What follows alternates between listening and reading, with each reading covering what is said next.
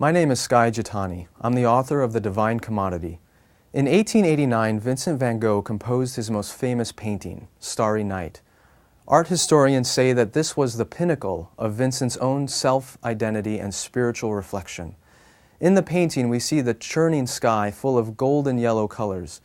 Vincent said to his friends that he used the color yellow to depict the presence of divine love. What's so amazing, though, is this very same color is seen illuminating every home in the village below, except the church.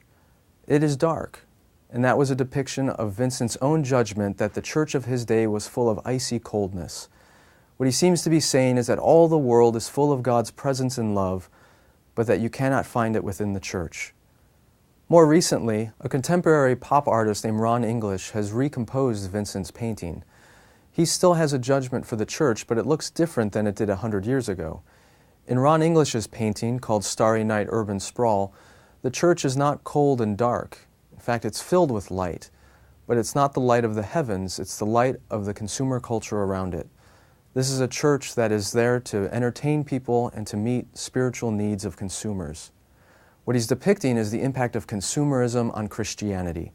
Consumerism isn't just about consuming goods. It's a worldview. It's a way we understand ourselves and others. It's a system of meaning.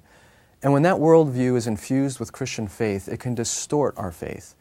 It causes us to view the church as a corporation, to view worship as entertainment, and even to view God Himself as a commodity that we use rather than a sovereign God that we submit to.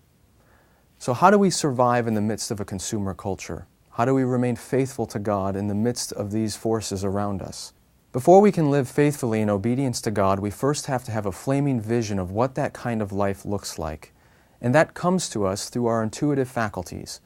As Thomas Kelly once said, "Holy is the imagination. It is the gateway of reality into our hearts." And that's really the purpose of The Divine Commodity. Each chapter of the book talks about how some aspect of our faith has been distorted through the impact of consumerism. But beyond that, it also helps illuminate our imaginations to a new way of living by uncovering the spiritual practices that can disengage us from the grip of consumerism and help us see a different way of life and faith. My great desire is that The Divine Commodity would not only challenge the assumptions you hold about your faith and about the church, but that it would also fill you with hope and give you eyes to see a faith beyond consumer Christianity.